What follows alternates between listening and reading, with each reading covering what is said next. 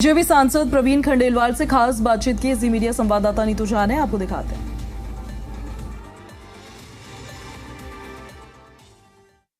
ED ने money laundering case को लेकर दिल्ली की आम आदमी पार्टी की सरकार में हुए 3 घोटालों पर अब केस दर्ज कर लिया है। इस वक्त मेरे साथ बातचीत करने के लिए बीजेपी सांसद प्रवीण खंडेलवाल मौजूद है। सर, अस्पताल में हुए घोटाले, सीसीटीवी में हुए घोटाले और शेल्टर होम्स में हुए घोटाले, तीनों में केस दर्ज किए गए हैं। क्या आम आदमी पार्टी की मुश्किलें अब और बढ़ने वाली है? देखिए, आम आदमी पार्टी ने ऐसा कोई भी क्षेत्र नहीं जिसमें उन्होंने घोटाले ना किए हो।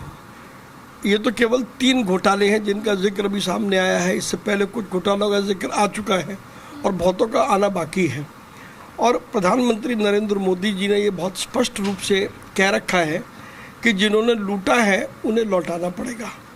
तो एजेंसियां, जो जांच एजेंसीज हैं, वो जांच भी करेंगी और जो भी दोषी होगा, फिर चाहे वो कितना ही बड़ा आदमी क्यों ना हो, उसको निश्चित रूप से सज़ा मिलेगी। इसलिए मुश्किलें बढ़ेंगी या नहीं बढ़ेंगी नहीं पता, किंतु जो उन्होंने काम किया है उसकी सज़ा निश्चित रूप से मिलेगी और ज़रूर मिलेगी। सर, आम आदमी पार्टी सुरक्षा, स्वास्थ्य और शिक्षा 3 मुद्दों पर चुनाव लड़ती रही थी और इन्हीं मुद्दों को बहुत प्राथमिक भी बनाया था। लेकिन अब आप देखिए, अस्पताल में घोटाले, सीसीटीवी यानी सुरक्षा में हुए घोटाले और डूसिप के घोटाले हैं। ये तीनों मुद्दों को लेकर ही ये वाला भी चुनाव आम आदमी पार्टी ने लड़ा था और अब उसी में घोटालों का सामने आना कैसे देखते हैं? देखिए, 10 साल में आम आदमी पार्टी ने दिल्ली में राज किया और यदि हम उस 10 सालों को बहुत बारीकी से देखें तो उनमें साफ दिखाई देगा कि दिल्ली की जनता के साथ बहुत बड़ा धोखा किया है, दिल्ली की जनता के साथ स्कैम किया है। और दिल्ली में ये रुके नहीं, उसके बाद जब पंजाब में इनकी सरकार बनी तो पंजाब में भी कमोबेश वही हालत है जो दिल्ली के अंदर है। तो आम आदमी पार्टी की कोई लीगेसी नहीं है। वो कुछ एक मुद्दे को लेकर के पार्टी बनी थी और जिस मुद्दे को लेकर के बनी थी वो मुद्दा लोकपाल का कहाँ चला गया पता नहीं। आज लोकपाल की बात वो करते नहीं, लेकिन ठीक उसके उलट घोटाले पर घोटाले और घोटाले लगातार घोटालों में शामिल हैं। तो आम आदमी पार्टी को मैं तो पार्टी नहीं मानता, मैं तो ऐसे कुछ ठगों का एक समूह मानता हूँ जिनका मैंडेट ही था दिल्ली को ठगना। सर, अब इस जांच में अब तक जो भूमिका सामने आई है उसमें सौरभ भारद्वाज और सत्येंद्र जैन का नाम सामने है। सत्येंद्र जैन पर ऑलरेडी कई मामले दर्ज है, वो जेल में रह चुके हैं, कई समन और उन्हें भेजे जा चुके हैं। अब जब एक और नया घोटाला सामने आ रहा है तो आप कैसे देखते हैं, क्या अब आम आदमी पार्टी दिल्ली में अपना अस्तित्व भी खोती नजर आ रही है? देखिए, अस्तित्व था ही नहीं। मैं आपको कह रहा हूँ कि उनका कोई अस्तित्व नहीं था।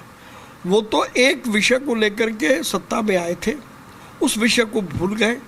और केवल सौरभ भारद्वाज या कुछ चंद नेता ही क्यों, आम आदमी पार्टी के किसी भी पूर्व विधायक और वर्तमान में विधायक का यदि आप अतीत खंगालेंगी तो आपको वो अतीत काला मिलेगा। तो लिहाजा इनका जो इतिहास है वो काला है और 10 साल में इन्होंने उसको और काला कर दिया है। लेकिन सर, आम आदमी पार्टी अब आरोप लगा रही है बीजेपी पर, लगातार कई स्कूलों को बम से उड़ाने की धमकी मिल रही है, कॉल के जरिए, ईमेल के जरिए। आज भी लगभग 20 स्कूलों को ऐसे थ्रेट्स आए हैं, 20 से ज़्यादा स्कूल। ये जो थ्रेट्स आ रहे हैं और आम आदमी पार्टी लगातार इसको लेकर हमलावर है, इसको लेकर क्या? देखिए, अभी रिपोर्ट आई कि वो 10वीं क्लास के बच्चे ने खेल में ईमेल कर दी स्कूलों को। तो जो विषय आम आदमी पार्टी उठा रही है, पहले उसकी सत्यता तो सामने आ जाए। वो कौन लोग हैं जिन्होंने बॉम्ब थ्रेट दी? क्या वो इसी प्रकार के स्कूल के स्टूडेंट हैं जो केवल छुट्टी हो जाए स्कूल की, इस बात को ध्यान में रख करके और वो ईमेल भेजते हैं या दूसरे सिस्टम से करते हैं?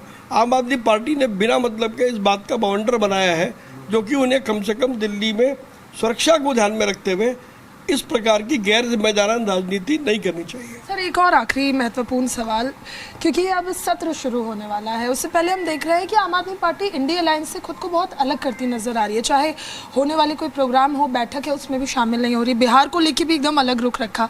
तो क्या अब आम आदमी पार्टी इंडिया अलायंस से भी खुद को अलग मानकर एक पूरी इंडिपेंडेंट पार्टी बन? देखिए, जब हम बात करते हैं अलायंस की, अलायंस का मतलब क्या होता है? अलायंस यदि देखना है तो आप एनडीए का अलायंस देखें।